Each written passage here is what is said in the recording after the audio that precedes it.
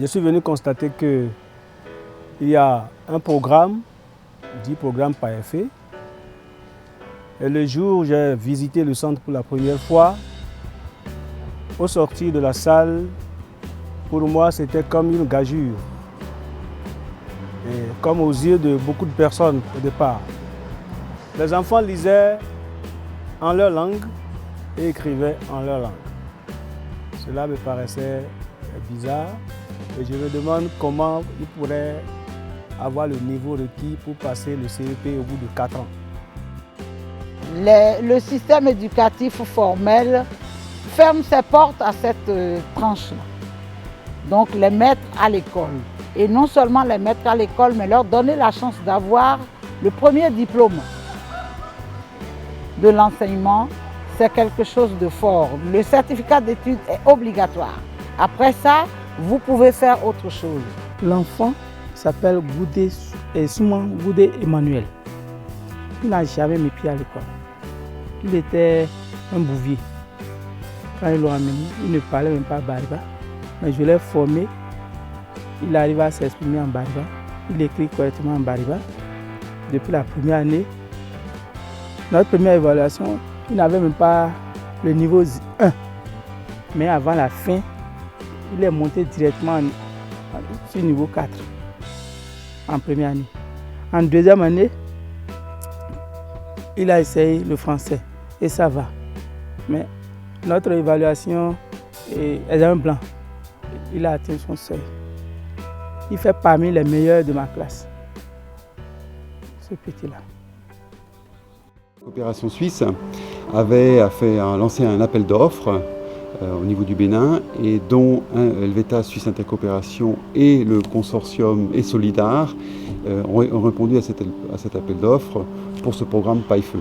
Et suite, donc, il y a eu tout un processus bien sûr de sélection et on a été sélectionné donc, et ce consortium Solidar et Helveta Suisse Intercoopération a été sélectionné pour la mise en œuvre de ce programme PAEFE. La Suisse est active dans le domaine de l'éducation depuis de nombreuses années en Afrique de l'Ouest, convaincue que c'est un droit avant tout, le droit à l'éducation, et que ces alternatives éducatives qui avaient été demandées et lancées par le gouvernement béninois sont une opportunité pour permettre cette éducation pour tous.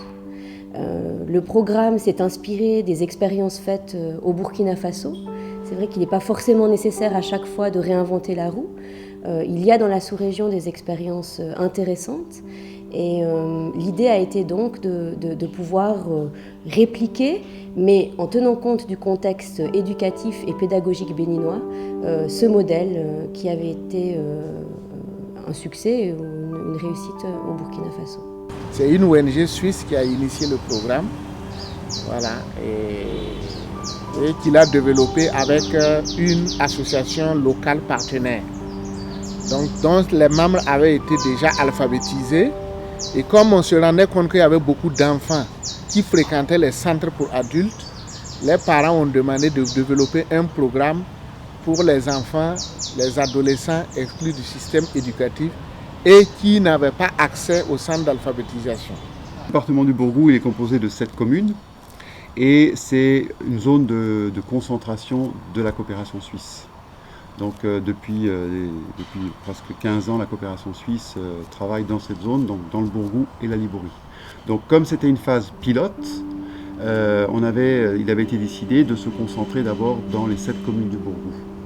L'autre point positif, c'est qu'il y a longtemps que les enfants exclus du système éducatif sont à la recherche d'une initiative du genre pour retrouver ce qu'ils avaient laissé dans le contexte formel. Et je peux dire que les enfants sont décidés et sur le terrain, vous constatez l'engouement des enfants à retourner à l'école, cette école qui les avait exclus d'une façon ou d'une autre. Ce programme est un programme très intéressant et qui cadre avec les réalités de notre environnement, dans le cadre du bilinguisme surtout. En fait, comme c'est des enfants qui sont déjà exclus du système, ils n'avaient pas d'autre choix.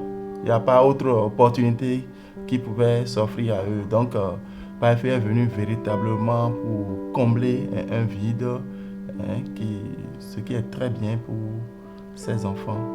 Alors, donc ce que nous avons souhaité, c'est qu'au niveau pédagogique, que les documents qui sont élaborés d'abord en temps par des structures contactées par Helvetas et puis Solidar Suisse qui est au Burkina Faso, les documents ont été rédigés dans une approche que les enfants dans le bilinguisme puissent utiliser leur langue pour d'abord connaître les trucs basiques et après passer au français parce que les examens se passent justement en français.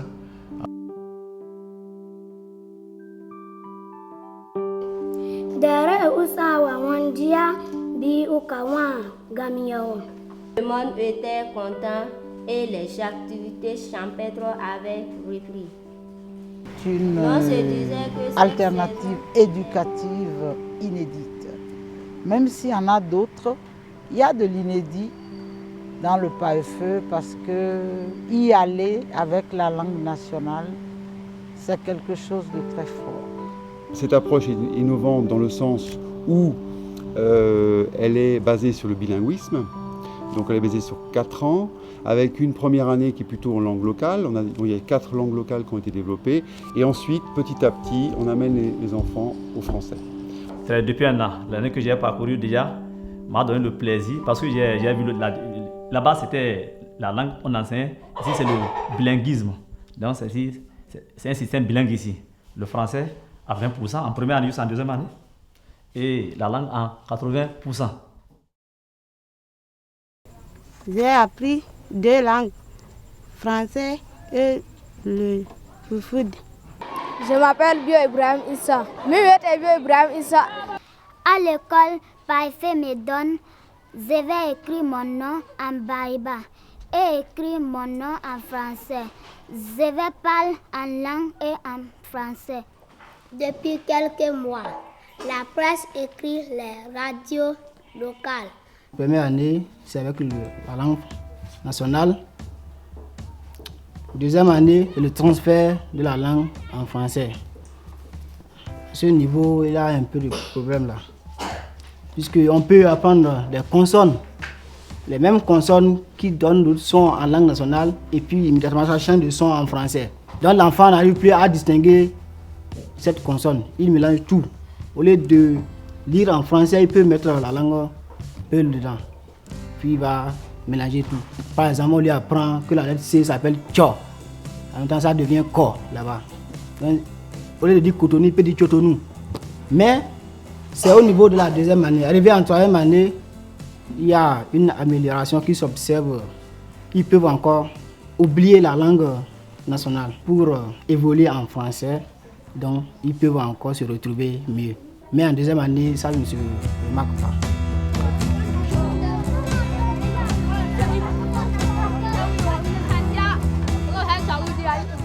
En plus de tout ce qui est formation pédagogique que nous donnons aux enfants entrant dans les centres Barka, nous initions ces enfants à l'apprentissage d'un métier. Les métiers sont choisis en concertation avec la communauté, soit c'est la couture, soit c'est le tissage, soit c'est le maraîchage. C'est dans un but de donner à ces enfants un goût à la formation professionnelle.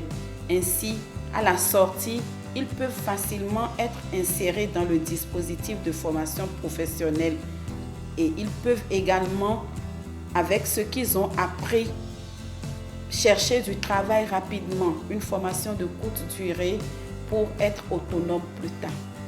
Bon, ici au centre Barka de Sikigando, on fait beaucoup de choses. Il y a les cours pédagogiques, les cours de langue et puis les travaux manuels, puis le jardinage. Il y a le tissage des chapeaux Peul, la danse Peul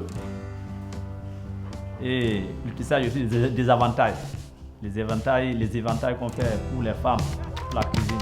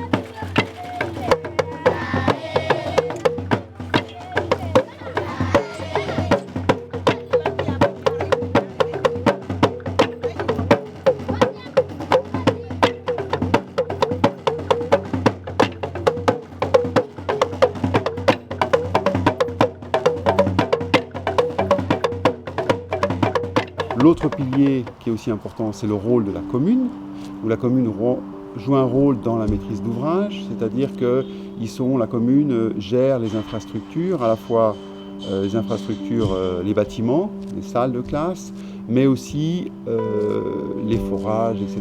Donc on essaye d'associer la commune, les comités de gestion et bien sûr finalement l'État qui aussi avec son rôle régalien doit aussi donner un rôle à la fois de formation, de contrôle et de supervision de ces centres. La mairie qui d'une manière ou d'une autre contribue à travers le suivi organisationnel et également à travers la réalisation des infrastructures socio-communautaires qui sont réalisées dans ce cadre-là, à savoir les forages, les points d'eau qui sont réalisés dans ces centres, la construction de ces centres et autres choses. Les communautés, pour montrer leur adhésion au programme, doivent faire construire, selon leurs moyens, des structures physiques pouvant accueillir les futurs apprenants. Le programme se chargera ensuite de développer, de renforcer ou de construire des bâtiments tout équipés en dur. Helvetas s'appuie sur des superviseurs d'ONG locales qui sont en charge de trouver et recruter les apprenants afin de les diriger vers les centres PAEFE. Comme activité principale, c'est d'abord le recrutement des apprenants. Et avant de faire ce recrutement, on va dans les communes. On va dans les localités que ces communes ont retenues. On expose, on fait l'historique du programme PAEFE, les objectifs du programme PAEFE. On explique ça à la population. Et la population qui adhère, qui veut adhérer, nous envoie une demande. Notre rôle, c'est de soutenir les comités de gestion mis en place dans chaque centre, des comités de gestion qui s'apparentent aux associations APE, les associations des parents d'élèves du formel. Donc c'est eux qui sont chargés en fait du suivi de ces centres, du suivi de proximité. Nous avons par exemple par rapport à la route numéro 1, l'ancrage social. Ce programme a connu la participation des populations en termes de cantines autogérées, en termes d'offres de terrains pour la construction des salles de classe, en termes de participation pour la construction des salles de classe, en termes de suivi des enfants au niveau de ces classes avec les comités de gestion installés. Donc ici nous sommes dans le jardin. C'est un petit jardin qui nous aide à trouver la source. On a une cantine endogène. Donc c'est nous qui cultivons quelque chose, les parents aussi cotisent, puis on fait un petit jardin pour trouver la source. Donc voilà un peu ce qu'on fait, ce qui nous pousse à faire ce petit jardin-là. Ici, je suis le secrétaire du centre. Voilà, le COGEC, on fait le recrutement des apprenants, suivi des apprenants de la maison jusqu'au centre. On fait des suivis des vivres comme quoi, cantine, etc. Et suivi des apprenants au cours des groupes d'études à la maison. Je crois bien ce que nous faisons, le comité ne dépasse pas comme ça. Et encore, tout le monde sait que pendant la rentrée, chaque apprenant doit 2 bassines de maïs pour la cantine. On a tout fait ça maintenant, il reste à récupérer. Si tu travailles, tu vas manger. Oui, c'est ce qu'on a fait, puis faire notre comité ça. Et vous allez constater que dans les différents milieux, il y a la contribution des parents et les parents ont vraiment contribué. Quand j'ai entendu parler du programme PAEFE, j'ai pris part au test de recrutement. Après mon admission, il y a une formation qui a été mise à notre disposition pendant 3 mois. Et après la formation, on m'a amené ici dans ce centre de 4e année. Quand j'étais venu, j'ai commencé avec 5 apprenants et avec la sensibilisation des élèves et des parents, j'ai eu quand même 10. Et ces enseignants, pour les encadrer pédagogiquement, des documents ont été élaborés depuis 4 ans dans les langues, comme également en français et en mathématiques.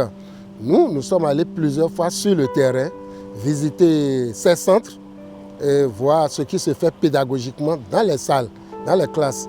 Et l'encadrement pédagogique qui est assuré par nos représentants sur le terrain, les inspecteurs, les conseillers pédagogiques et des personnes ressources, nous avons apprécié cela. crois que il va falloir concevoir un programme spécial de formation à l'endroit de ces animateurs. L'habitude qui est prise, c'est de les former comme on forme les enseignants du système formel. Or, les besoins ne sont pas les mêmes. La formation initiale des animateurs est assurée en 3 mois, puis leur formation est continue pendant leur cycle de travail. Je peux parler de faiblesse au niveau des formations. La formation, le temps n'est pas suffisant. Par rapport au formel où les maîtres ont 2 ans de l'ENI, 1 an de pratique, 1 an de théorie d'abord et 1 an de pratique. Chez nous, c'est à peine 3 mois de formation. C'est là seul je peux dénoter les faiblesses, c'est-à-dire l'insuffisance du temps requis pour la formation du PAIFE. Si les gens peuvent améliorer à ce niveau, ce serait très bien. Donc, à côté de toutes ces forces, il y a aussi des faiblesses qui sont perçues comme des difficultés. Donc, la première faiblesse que moi je relève, c'est les cas d'abandon qu'on enregistre dans les centres, notamment les cas de grossesse, des zones rurales, d'enlèvement, de mariage précoce, etc. Concernant les abandons, alors il y a différents types d'abandons. Alors il y a les jeunes qui s'en vont au Nigeria, donc ça c'est un élément un petit peu compliqué. Après il y a les jeunes filles qui tombent enceintes précocement, donc ça c'est aussi un autre élément. Alors là il y a aussi des rapts de jeunes filles, bon ça c'est pour des raisons culturelles. Donc pour cela il y a tout un travail de facilitation qui est fait des ONG avec qui on travaille, des RANA et Sciençon, qui facilitent le processus. Avec aussi bien sûr l'équipe de coordination qui rentre, et qui essaye de sensibiliser les comités de parents d'élèves, les COGES, les centres Barca qui sont là, et ensemble ils essayent de faire des médiations auprès des parents. Et aussi, il y a des sensibilisations dans les centres Barca aussi avec les animateurs.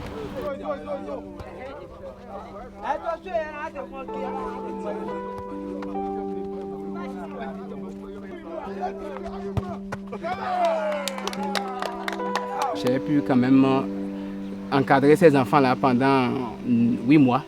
Et présentement, ils sont candidats, ils ont été pour la composition. Et je crois qu'ils n'auront pas de difficultés au cours de la composition parce que nous avons quand même fait presque, disons même la même chose que le formel. Et nous avons quand même les mêmes informations. Et vu les épreuves, je sais qu'ils vont s'en sortir, même si ce n'est pas à 100%. Même si nous avons à la fin de cette phase-là 50% de réussite, nous allons applaudir parce qu'on ne l'aurait pas eu si on n'avait pas travaillé. Aujourd'hui, c'est le lancement du CEP et c'est un centre qui reçoit les élèves de beaucoup d'écoles, de plusieurs écoles, dont les centres Barca. Donc il y a les élèves des centres Barca qui composent ici, spécialement le centre Barca de Bangpo.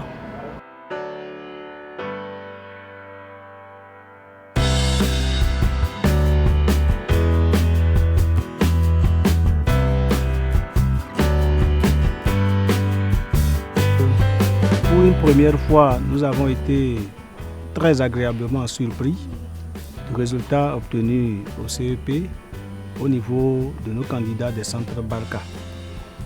Dans le département, je crois que le résultat a tourné autour de 77%. Mais chez nous ici à Bembeleke, nous sommes allés à plus de 85%. Très, très bien même. Je suis tellement content parce que je ne croyais pas.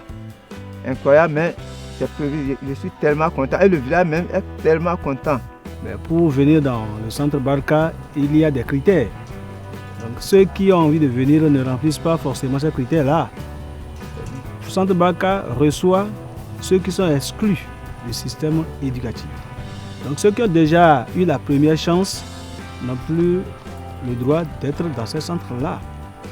Donc je crois que les parents n'avaient pas bien compris, mais à force de sensibilisation, ils sont en train de comprendre.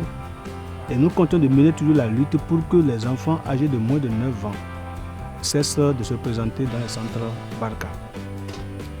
Alors, pour conclure, que le centre Barka vient en complément au système du formel. Ce que le formel n'a pas pu faire, centre Barka vient l'achever. Donc tous nous sommes en train de ramer dans le même sens. Et moi-même, je voulais même m'inscrire. Je serai apprenant dans le PAFE. Voilà qu'on ne veut pas des vieux. si on voulait des vieux, moi, je serais le premier à m'inscrire ici. Et aujourd'hui, nous pouvons espérer beaucoup. Et notre préoccupation maintenant, c'est de pouvoir étendre ce projet qui a beaucoup plus une approche communautaire pour impacter beaucoup plus les communautés, et les impliquer pour que la pérennisation soit peut-être une réalité. Il y a une question que j'ai souvent posée. Dès que j'ai l'occasion, je la pose. Que va devenir le PAFE quand la Suisse va se retirer? Actuellement, les coûts pour un enfant PAFE se montent à 90 000 francs CFA environ, alors que dans le formel, le coût par enfant est de 50 000 francs CFA. Donc les réflexions sont en cours pour voir comment ce coût pourrait être réduit avec les différentes phases, avec la mise à l'échelle du programme. Dans cette première phase, le programme s'est concentré sur le Borgou. L'idée dans la phase suivante, c'est aussi d'être présent dans la Liborie. Donc plus le nombre d'enfants sera important, plus le coût par enfant va diminuer. On peut projeter ou s'imaginer que si le programme pouvait être soutenu au niveau national, on arriverait à des coûts similaires ou proches de ceux du formel, ce qui rendrait cette alternative éducative intéressante et viable, soit sous financement du budget national, soit avec le soutien des partenaires techniques et financiers. Et on peut dire aujourd'hui avec 77% de résultats au CEP, c'est bien, on est content. Maintenant, il faut voir comment ces jeunes vont se débrouiller. Donc ça sera un peu l'analyse qu'on va faire pour la deuxième phase, comment ces jeunes vont s'orienter, parce que ça, pour moi, c'est un résultat partiel, je veux dire. Et le résultat vraiment où on va voir que les jeunes se sont insérés soit dans la vie active, soit ils sont insérés dans un cursus professionnel ou dans un cursus d'éducation, c'est ça qu'on va voir, le résultat vraiment, l'effet du programme il sera là et l'impact du programme il sera là. Mais ça on ne peut pas le dire aujourd'hui dans l'état actuel des choses, il faut attendre la deuxième phase, une fois qu'on aura suivi ces apprenants qui sont sortis, les 400 qu'on a aujourd'hui sortis, il faut les suivre et pour voir un peu quels sont les effets de notre travail qui a été fait. Il y a encore quelques grains, il y a encore des choses à améliorer. C'est naturel, toute chose au début a toujours connu un balbutiement.